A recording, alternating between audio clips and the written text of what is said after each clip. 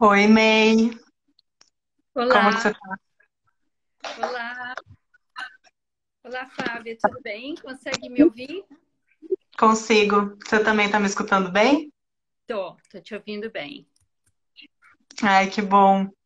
May, primeiro agradecer muito a tua presença aqui hoje. Eu fiz o Aham, Gaia, né, Education, a gente fez, você foi uma das facilitadoras lá em 2014. Agora, uhum. nessa última formação que teve aqui também para facilitadores do Gaia e para multiplicadores dos ODS, também fiz com você e foi maravilhoso. E para quem não conhece a May, eu vou apresentá-la rapidinho. Então, a May é uma educadora ambiental, planejadora de cidades e inovadora social. Como participante do Instituto das Nações Unidas para Formação e Pesquisa, UNITAR, e CEO do programa Educação Gaia, que foi esse que eu acabei de citar, que é uma ferramenta maravilhosa, transformadora. A MEI atualmente trabalha em 55 países, em projetos que procuram reforçar a resiliência climática, a segurança alimentar e o empoderamento de mulheres. Ela recebeu o prêmio no ano passado de Mulher da Década em Sustentabilidade e Liderança. Isso, né, May? Muito bem-vinda. Obrigada, Flávia.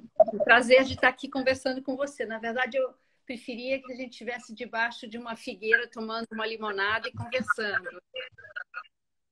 Com certeza, em breve, né, May? Depois que tudo isso passar, a gente vai seguir fazendo as rodas e nessa construção mais presencial, né? Sim. May, para quem não conhece ainda, não está familiarizado com esse tema, você poderia começar explicando para a gente o que são os ODS e da onde que eles surgiram? Os ODS surgiram como uma agenda global. Na verdade, nasceu no Rio de Janeiro, no Rio Mais 20. Só que tem uma história bem lá para trás. A gente pode começar desde os anos 80 até ir para Rachel Carson. Então, foi uma agenda que foi criada por todos os membros estados das Nações Unidas, uma vez que eles concordaram criar uma série de objetivos de desenvolvimento sustentável. Demorou 3 anos, uma série de consultas, 83 consultas nacionais, 7 milhões de pessoas fazendo input. Realmente é considerado uma das agendas mais negociadas da história das Nações Unidas. E uma agenda para reposicionar a humanidade para uma trajetória de sustentabilidade. Sustentabilidade sendo um conceito definido através das interconexões entre sociedade, meio ambiente e economia, mas sem dar muita estrutura para arbitrar entre crescimento econômico, limites, planetary boundaries, que eu acho que é limites planetários, e justiça social. Enfim, são 17 objetivos e mais de 160 targets, são metas, e as pessoas utilizam, os países estão utilizando esses objetivos para enquadrar esse momento de convergência de múltiplas crises e fazer algumas opções.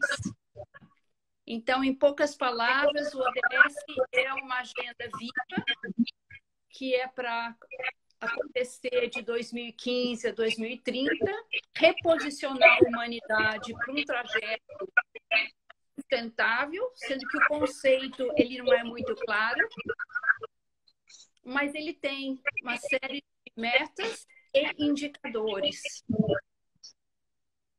Ótimo. Meia, eu estou te escutando bem, mas as pessoas estão falando aqui que o áudio não está muito bom. Pois é, Você eu teria também estou algum sentindo, fone? eu tenho fone, Acho mas que às vezes talvez ajude, Meia. vai ter que me esperar um minutinho. Tranquilo. Sabe que ao vivo é assim mesmo. Eu já deixo até uma musiquinha aqui do Madayati pronta para esses momentos. Vou dar o play aqui.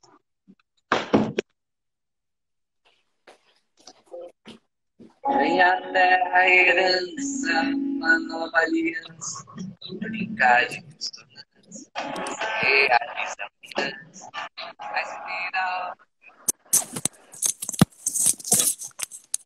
vontade por Brasil. Vamos ver se melhora agora. Tá. Eu também estava sentindo um eco muito grande, umas palavras embaralhadas. É assim que eles estão escutando? Embaralhados? Está melhor agora? Melhorou, pessoal, o áudio agora?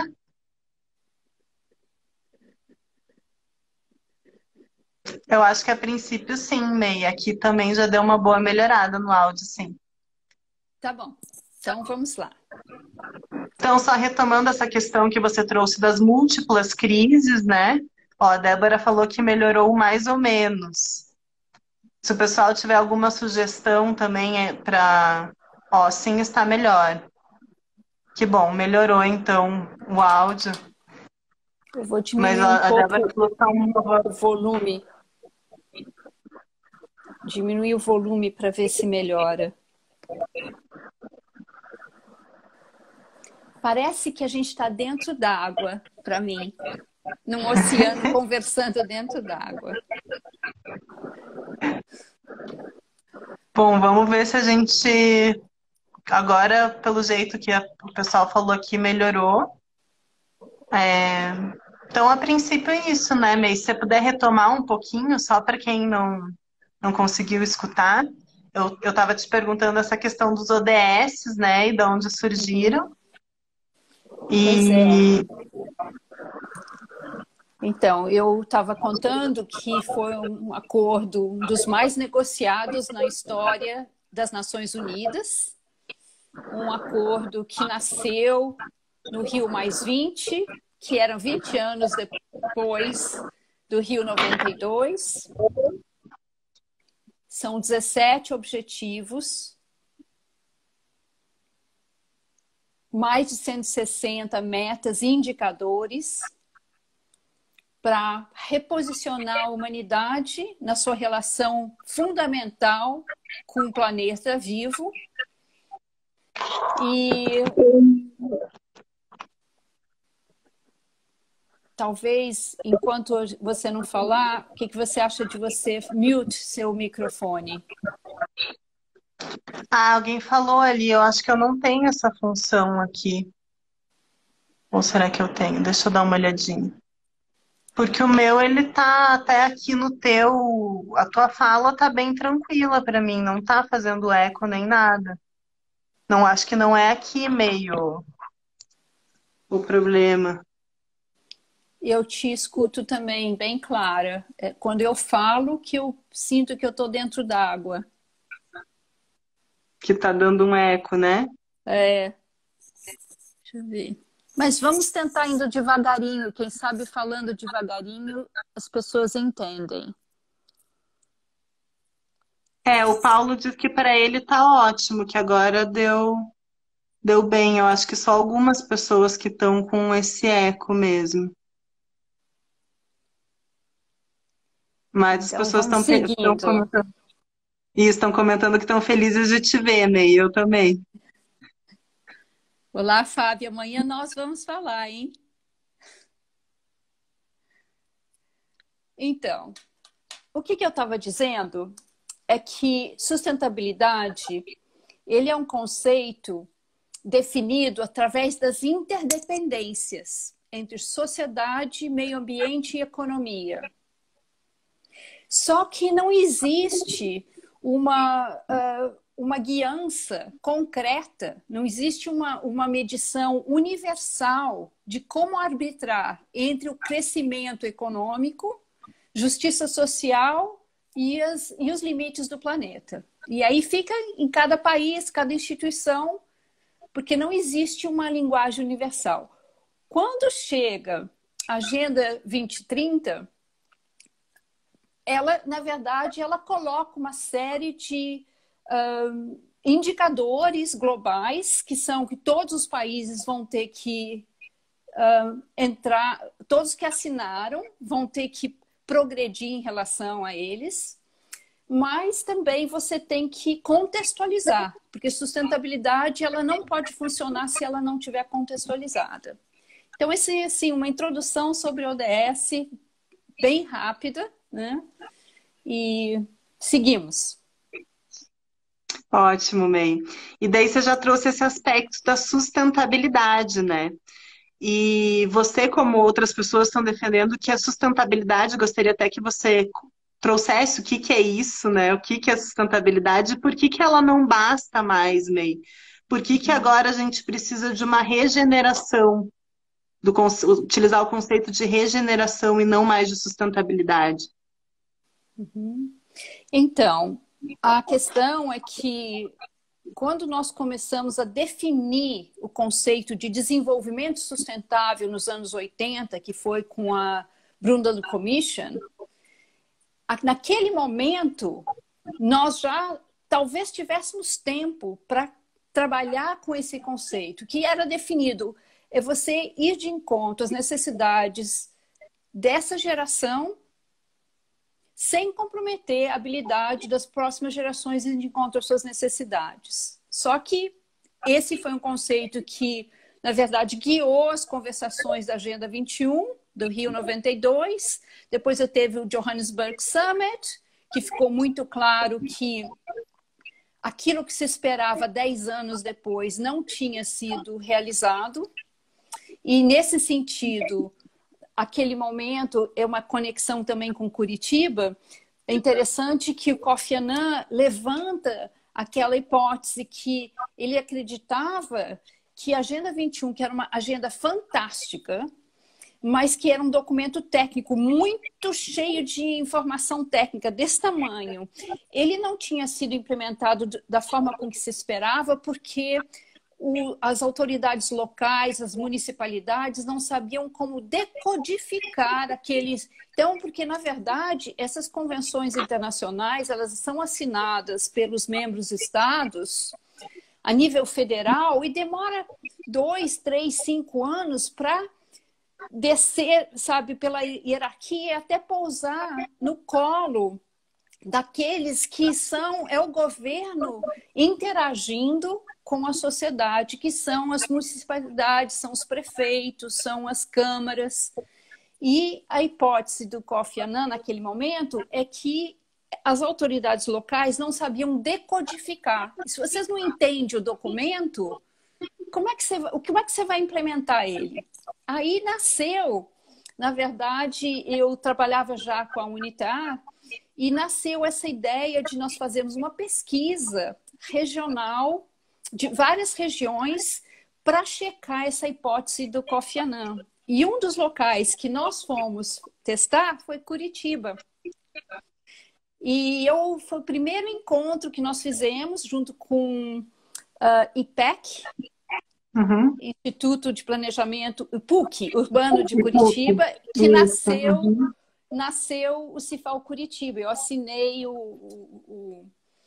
eu sou uma das testemunhas do nascimento do IPUC, que o Cifal Curitiba hoje em dia está capacitando, na verdade, as autoridades, os líderes aí de Curitiba. Enfim, é só para amarrar aí com a história de Curitiba e com você. Então, assim, 10 anos depois, não foi muito avançar, a agenda não foi avançada, a situação do planeta estava cada vez pior. E aí, 20 anos depois, a única coisa que se concorda, que se consegue concordar em Curitiba, eu agora estou sentindo de novo que eu estou dentro d'água. As pessoas estão entendendo o que eu estou falando? A princípio, sim. Ó, o Thiago disse aqui, compartilhou que ele tem um projeto em parceria com o Cifal Curitiba. Ah, então, que a legal. princípio, o pessoal está acompanhando, sim. Tá, então. E aí, então esse conceito de sustentabilidade, ele vai evoluindo através desses encontros internacionais. E no momento que nós encontramos, no momento em que a humanidade se defronta essa convergência de múltiplas crises, a Agenda 2030, como ela vai moldurar e tentar buscar uma convergência de soluções múltiplas. Aqui, nesse ínterim, os sistemas naturais, os oceanos, o ar, as florestas, eles continuaram se degenerando. A pegada humana, ela foi cada vez mais inconsciente. Então, assim, quando você fala de sustentabilidade, você fala de sustentar num estado de equilíbrio um estado dos sistemas naturais que hoje em dia você não tem mais como sustentar. Então não adianta você trabalhar. Agora que o mundo inteiro fez o catch-up e estão falando, vamos sustentar, sustentar o quê? Se nós já degeneramos os oceanos, as florestas, as águas, os rios, enfim. Então, nós temos que ser o primeiro passo, então, desse processo de regeneração, que regeneração não é fácil, não é de uma hora para outra. Primeiro você teria que estabilizar e parar de degenerar, porque os sistemas estão entrando num ciclo degenerativo, já está há tempos, né? Então, seria estacionar, estabilizar, começar a operar a partir desse padrão de estabilização da degeneração. A partir daí, então, você tem estabilizar, começar a operar, aí talvez restaurar o que puder, até você conseguir regenerar. E regenerar significa trazer vida de novo para os sistemas. Criar as condições para os sistemas entrarem num ciclo regenerativo. E regenerativo criando unleashing the potential, como se fosse potencializando a sua vitalidade e a sua viabilidade, que é a vitalidade ao longo do tempo. Então, assim, regenerar, na verdade, deve ser o nosso objetivo e não sustentar. Mas já que o mundo chegou na sustentabilidade, vamos tentar sustentar o processo e não degenerar mais do que está. E a partir daí, outras camadas, as próximas gerações, elas vão ter que enfrentar um processo, eles vão ter que acelerar muito a questão da restauração e da regeneração. Bem importante, né, May? Até aqui em Curitiba a gente está vivendo uma crise hídrica, May, nesse momento. Então, muitas pessoas estão sofrendo as mudanças climáticas na pele, né? Estão sem água, está tendo racionamento de água para as pessoas.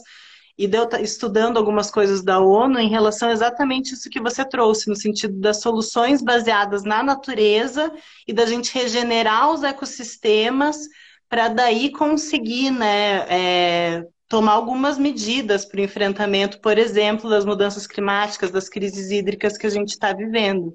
Dentre elas, por exemplo, a gente fazer toda a regeneração das nascentes, dos rios, das águas, né?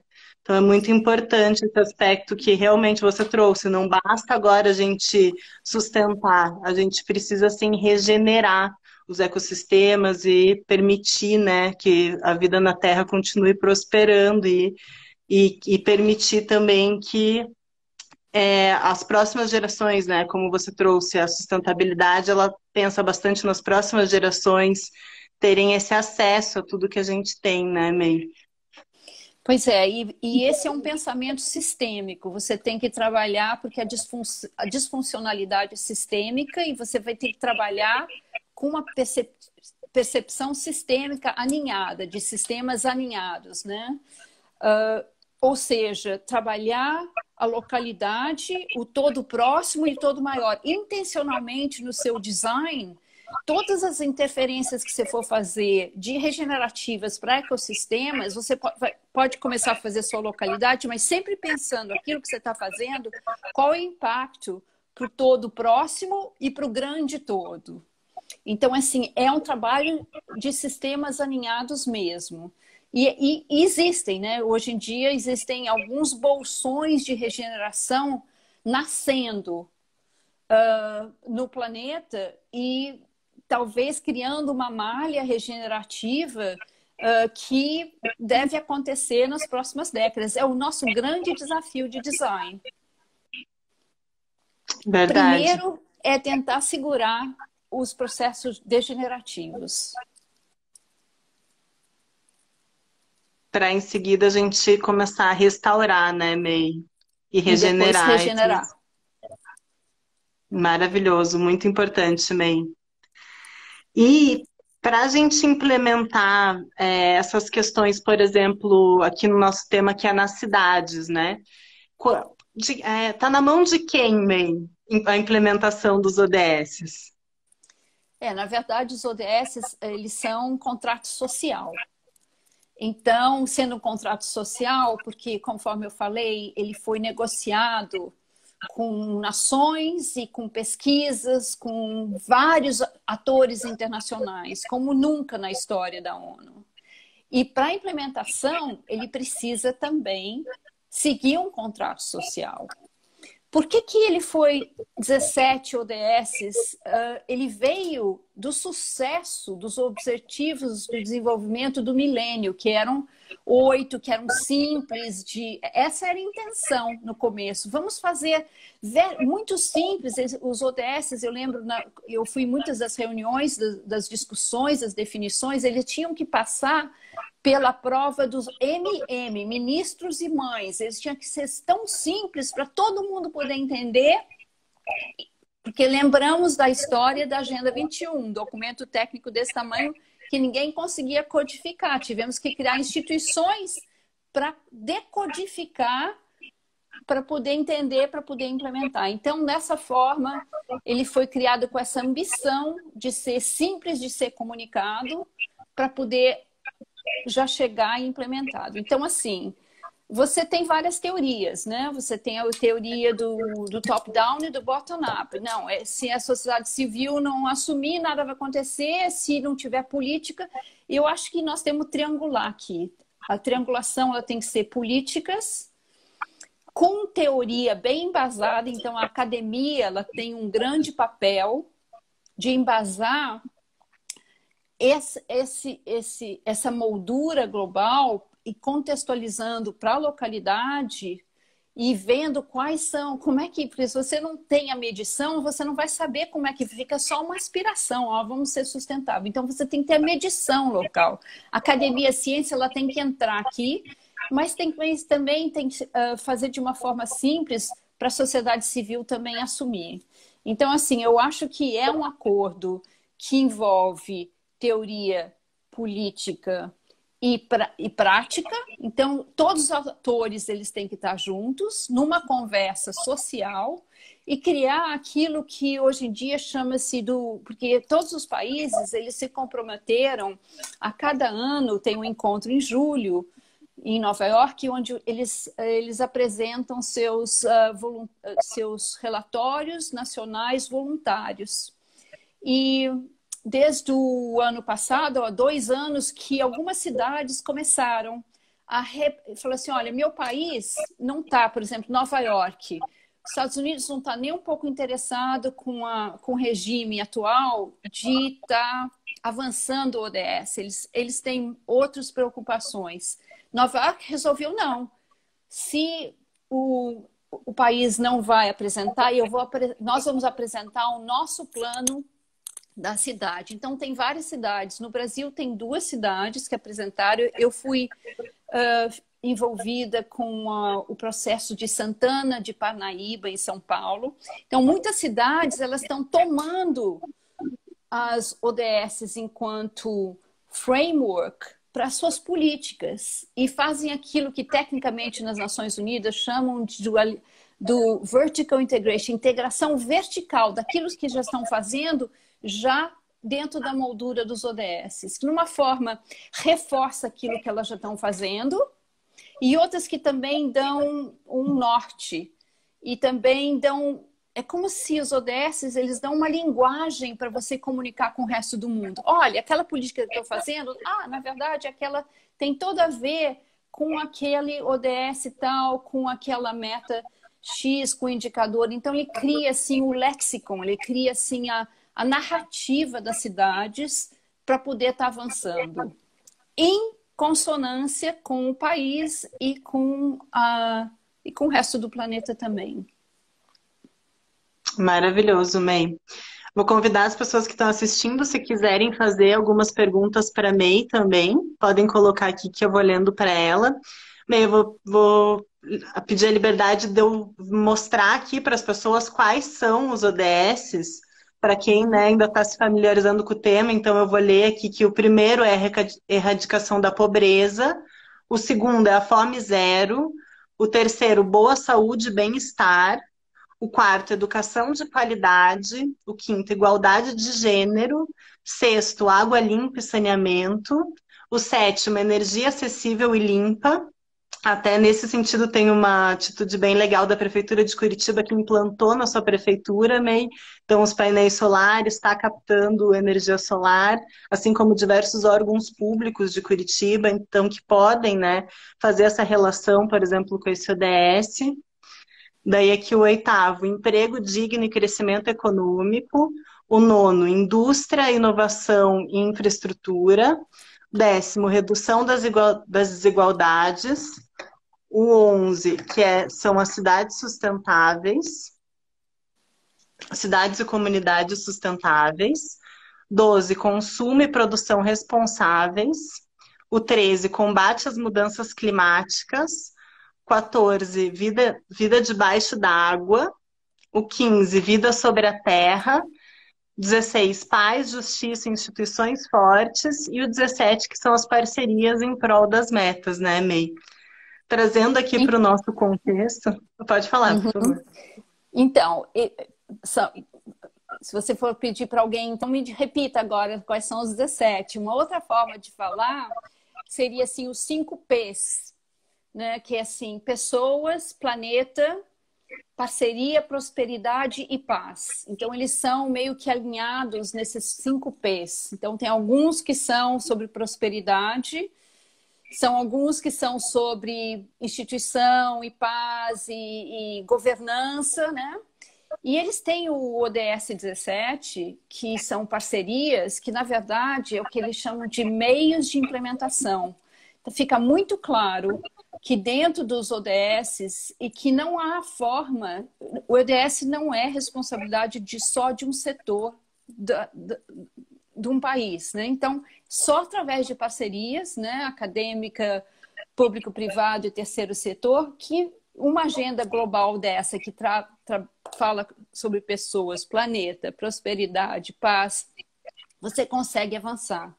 Então, assim, 5 P's é uma outra forma de lembrar para quem não está sabendo. Maravilhoso, May. E aqui trazendo para o nosso contexto de Curitiba, então Curitiba assumiu vários compromissos relacionados à Agenda 2030.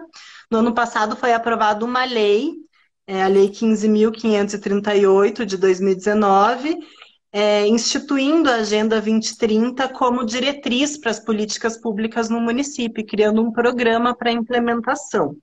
Como você falou também, aqui o Cifal Curitiba tem uma parceria com a Prefeitura de Curitiba para fazer a formação de lideranças no sentido de implementar também lideranças e autoridades, né, para a implementação da Agenda 2030. Nesse sentido, eu gostaria de te perguntar, May, qual que é a importância da gente ter as lideranças e as autoridades que são comprometidas com a implementação da Agenda 2030 e dos ODS? Eu acho importante, mas também acho importante a gente trabalhar aquela escada da participação, que assim, você pode ter dirigentes, decision makers, tomando as decisões, mas, mais uma vez, você não capilarizar na sociedade, a sociedade pode ser um processo de tokenismo. Existe em português isso, tokenismo? Tokenismo. Ou seja, você tem vários cenários, você tem um gradiente de cenários. A população que não tem noção do que é ODS, que não participa, Você tem aquele nível de participação que a gente chama de tokenista, né? Aqui no inglês, e que eu não sei como é que seria assim, como a população ela é consultada ou informada que nós estamos assumindo um caminho de sustentabilidade. E você tem a outra que é uma cidadania participativa. Então, assim, formar liderança é importante, mas só a liderança informada, uma andorinha não faz verão. Nós tem que ter uma participação, porque, na verdade, nós estamos falando numa mudança de comportamento. A forma com que a gente vive, trabalha, se diverte, ela tem que entrar num mindset, numa mentalidade que é muito diferente da que nós vivemos, que mede prosperidade e riqueza através da rapidez pela qual a gente extrai, produz, consome e joga fora. Tudo isso gera o PIB e isso é riqueza. Então, você tem que ter uma mudança total de mindset. Isso não pode ser uma mudança de mindset de uma elite. Tem que ser de uma elite intelectual. Ela tem que ser uma mudança de mentalidade da população como um todo. Então, como é que eles vão capilarizar esses grandes insights e políticas, que vai ser um grande desafio de design. Mas Curitiba está sempre à frente. Então, eu acredito que o fato que já existe um contrato das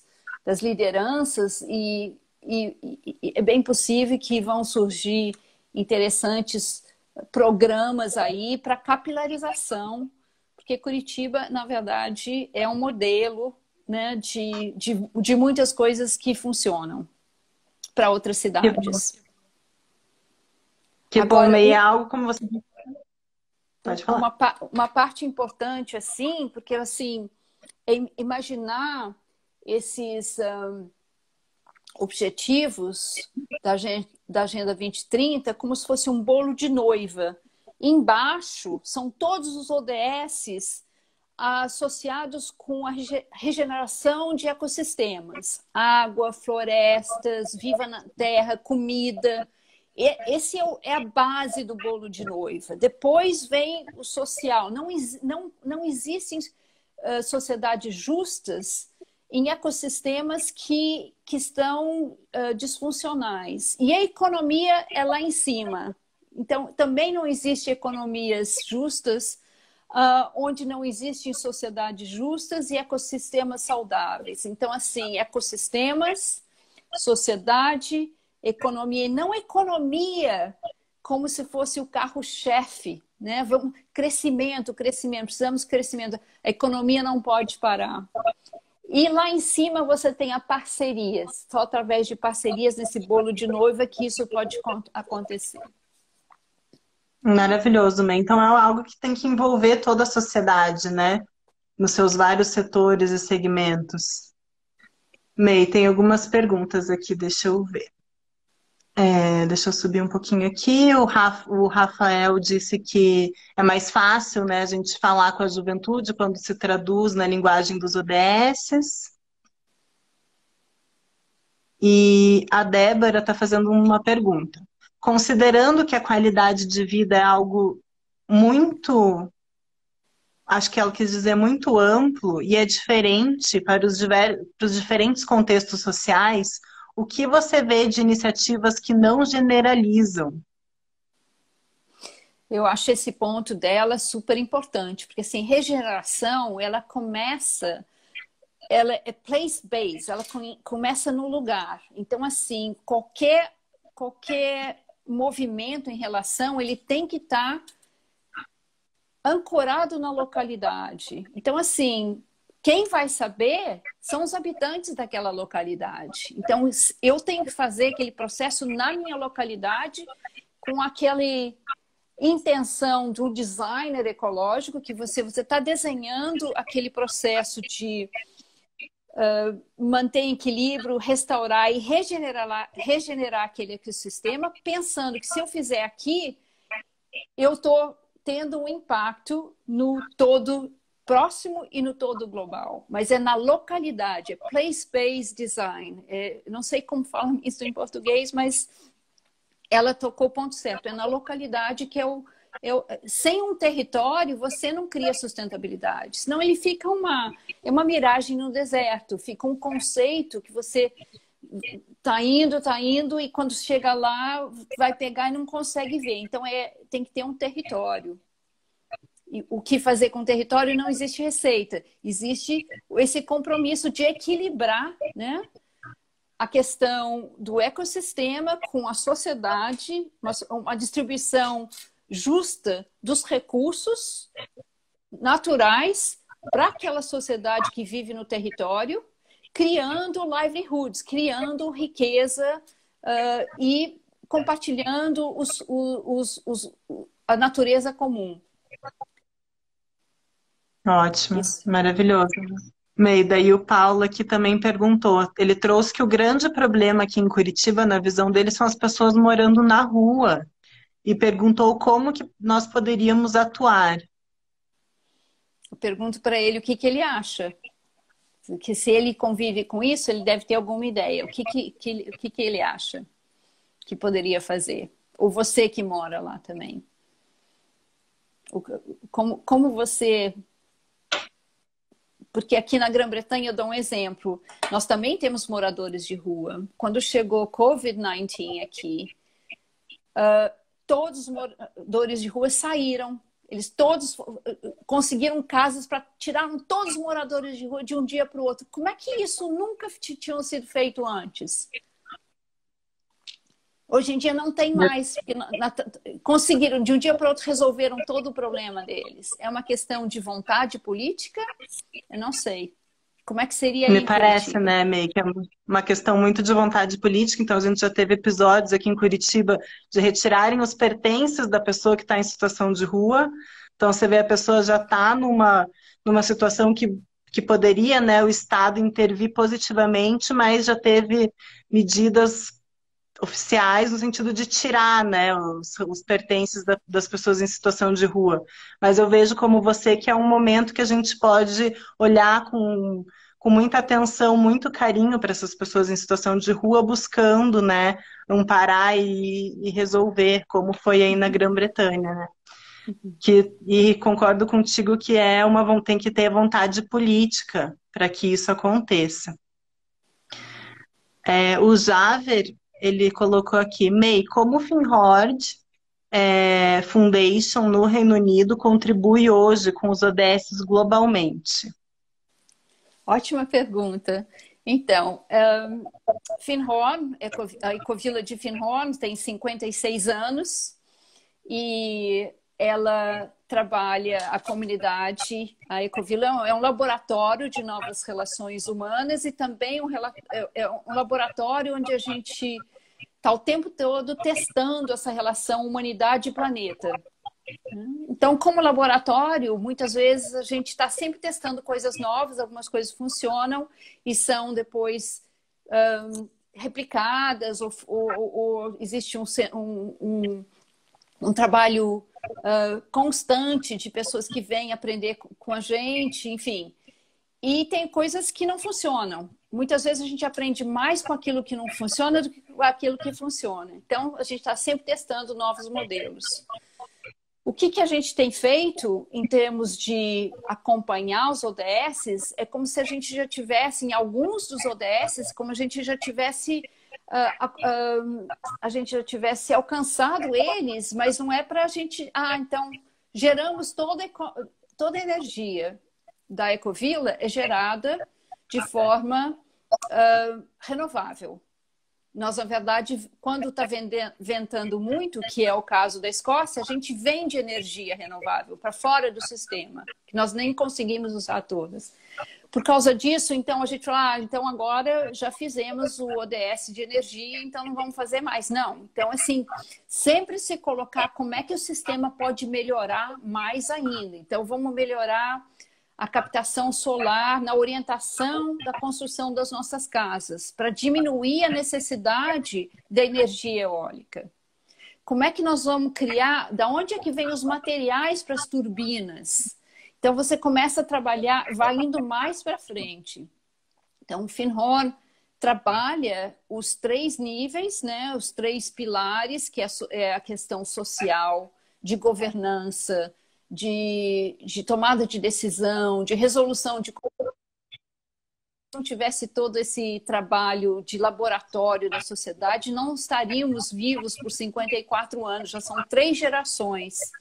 As crianças que nasceram nos anos 60 já cresceram, já se profissionalizaram, voltaram e já têm crianças. Então, são 3 gerações já. Então, se é um experimento que continua atraindo gente jovem, significa que não é um experimento para uma geração que vai continuar.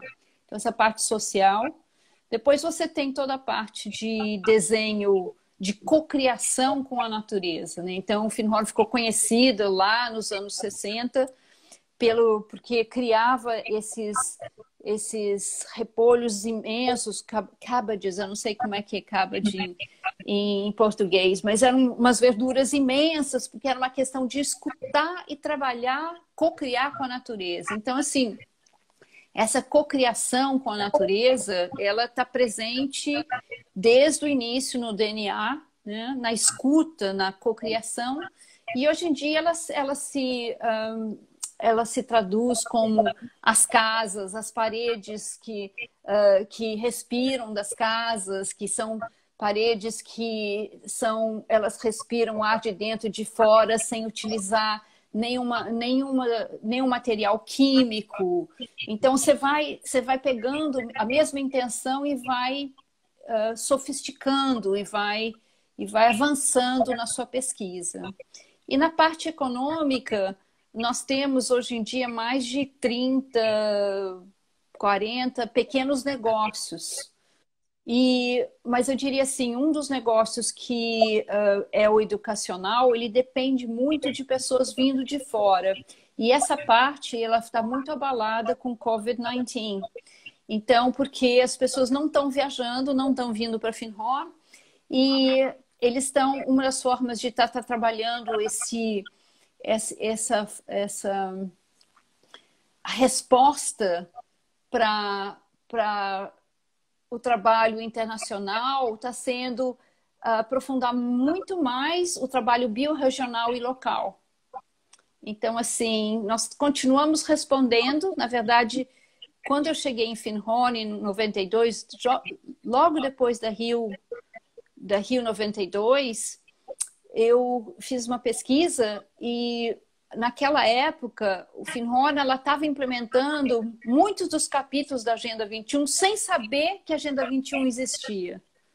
E meu trabalho foi trazer as Nações Unidas para lá e trazer o experimento do laboratório para as Nações Unidas. Por isso que eu criei o Cifal Finhorn, que é o irmão do Cifal Curitiba. Maravilhoso, hein, May? Esse assunto das ecovilas é um tema muito interessante. Acho que daria para fazer uma live só sobre isso, né, May? Sim. Agora, é importante dizer que ecovilas, elas são laboratórios mesmo. A gente não pode imaginar que o mundo vai ser criado com ecovilas, né? Então, assim, elas existem, elas são ótimos experimentos, mas eu acho difícil replicá-las num contexto urbano. Algumas das insights são muito importantes para a reorganização das cidades. Se você trabalhar em bairros, e alguns dos parâmetros são muito bem aplicáveis, mas nem todos. Ótimo. Bem, então aqui o Rafael perguntou sobre estratégias para tornar transversal o conceito nos diferentes atores sociais. Há cases nesse sentido? Sim, todos os cases que existem, eles são muito conectados com o território. Vou dizer dos cases que eu trabalho. Vou dar assim, Zâmbia, um trabalho que a gente está fazendo na Zâmbia agora. Ele é um trabalho que é apoiado pelo governo escocês. Há 3 anos que eu estou trabalhando num ecossistema que chama-se Central província central de Zâmbia. Zâmbia é um país na África que ele é circundado de 8, 9 países bem no centro, E o centro do país, que é a província central, tem um ecossistema que é único no mundo. Chama-se Miombo Woodlands. Eles têm mais de 8.000 tipos de espécies, como se fosse um pouco de um cerrado com floresta, uma mistura de cerrado com floresta.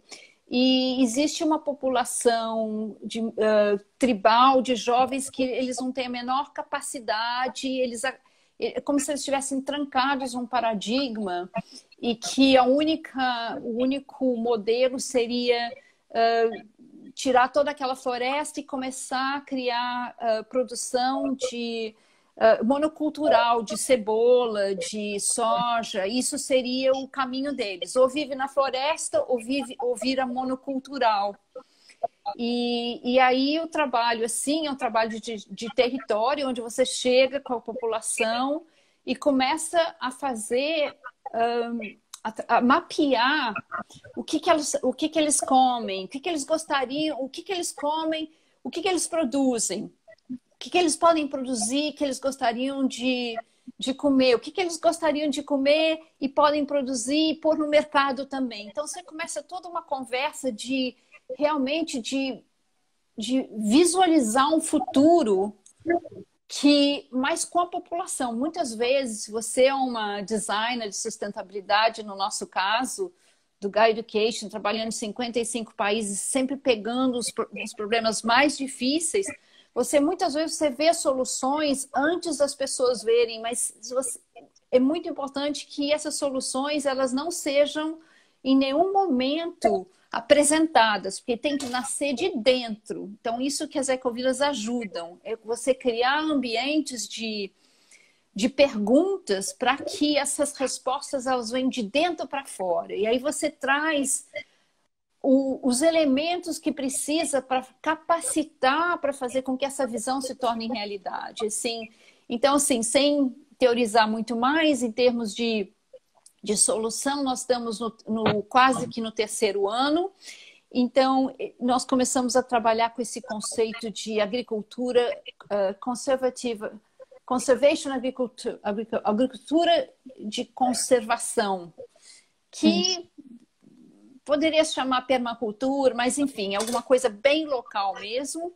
E descobrimos, por exemplo, uma possibilidade imensa de começar a trabalhar a apicultura.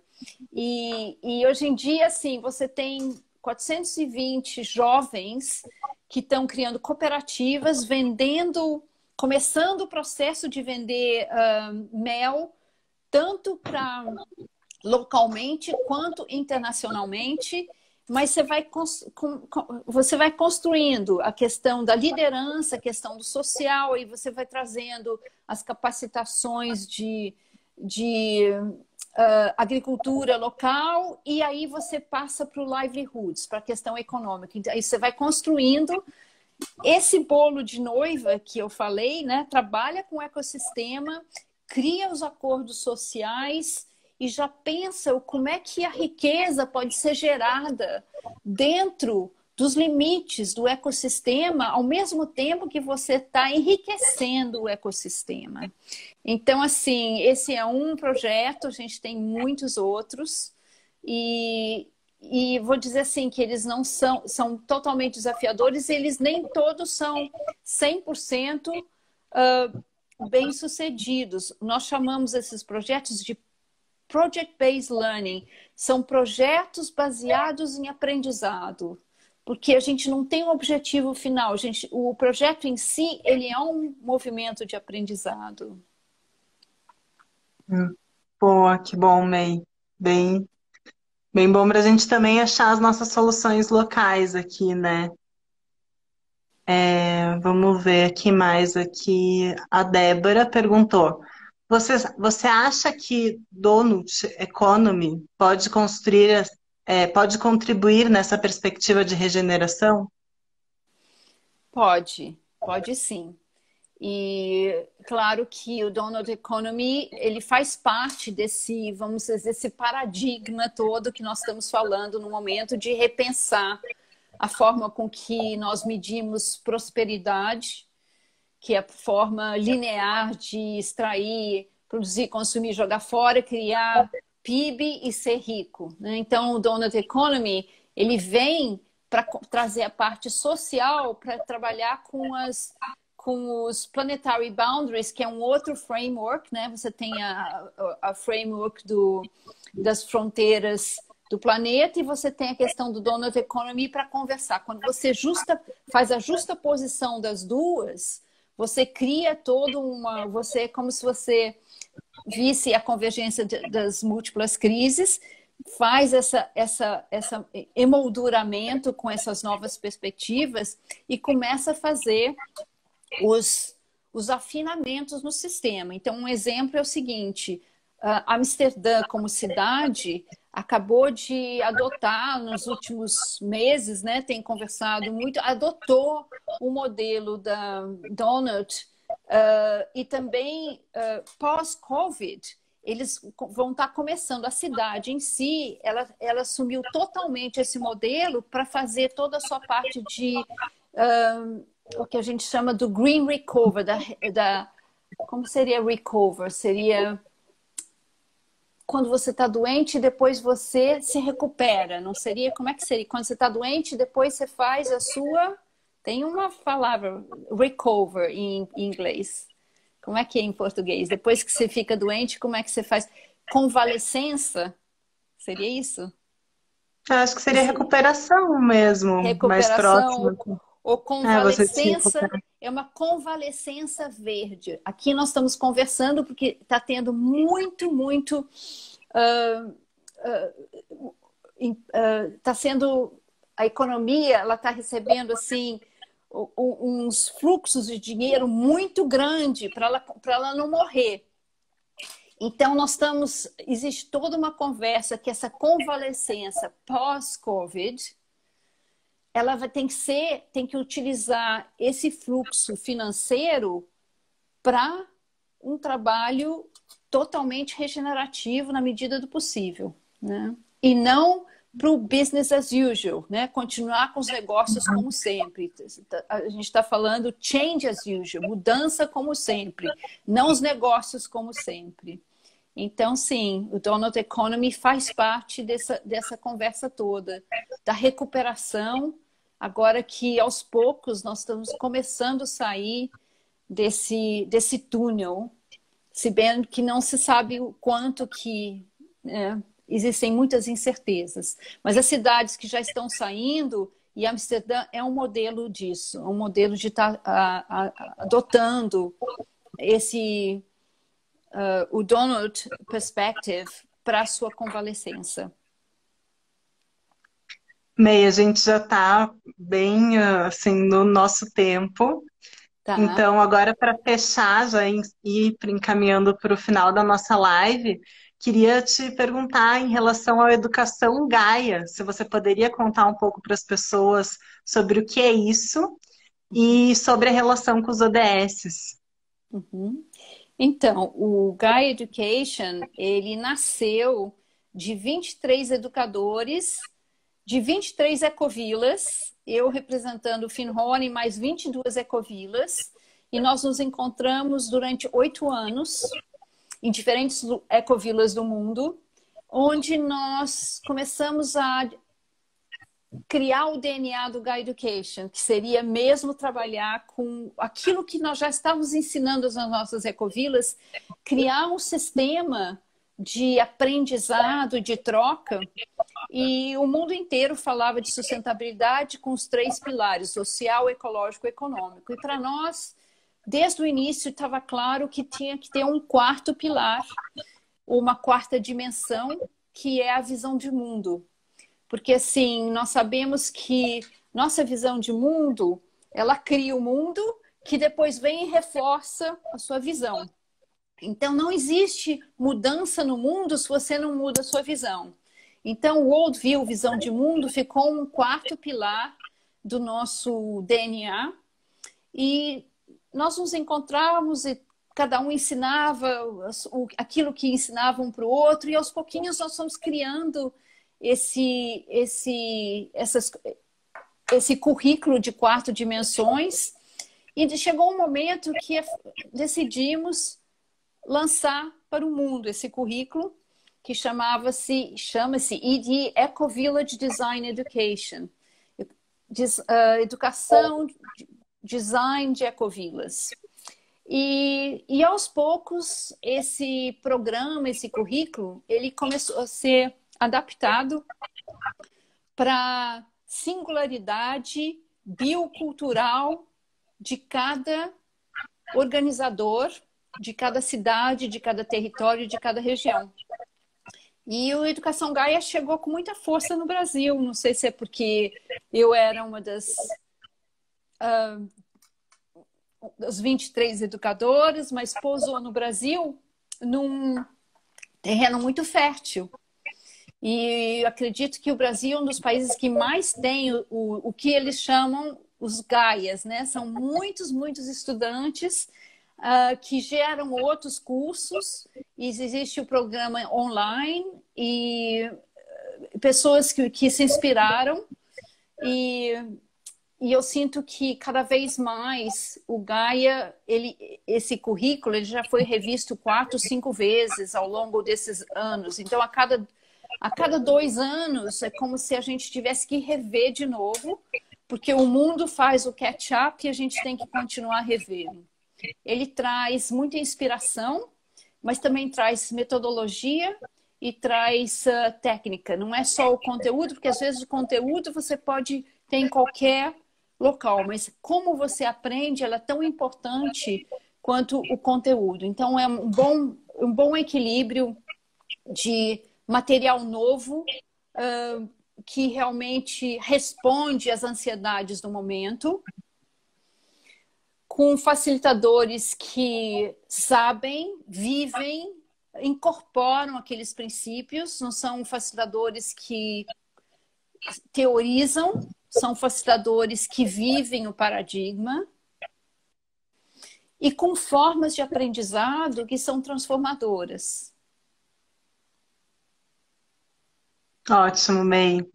Então agora tem um minutinho aqui só para agradecer você muito por, né, nossa conversa de hoje, muito inspiradora, como sempre, e deixar o convite para as pessoas também seguirem a May nas redes dela e acompanharem o trabalho maravilhoso que ela faz, não só influenciando aqui no Brasil, mas no mundo inteiro, né, May? Quero agradecer muito. Eu entrei no Instagram há 3 semanas atrás. Eu não conhecia o Instagram, quer dizer, eu tinha um perfil, mas nunca tinha ativado. E desde então, essa é a minha segunda conversa. Eu tenho mais uma amanhã com o Fábio Broto, mas também sou uma neófita aqui, estou aprendendo e estou gostando de ter essas conversas. Eu quero agradecer também você ter me convidado e vamos ficar em contato. Vamos. A gente consegue, né, nessa construção, né, May? Buscando a implementação dos ODS e construindo o mundo com essa visão Gaia, com essa visão integrada e regenerativa. É isso aí, nós temos que lembrar todo dia que nós vivemos num planeta vivo. Verdade. Um beijo grande, May, muito obrigada. Um beijo.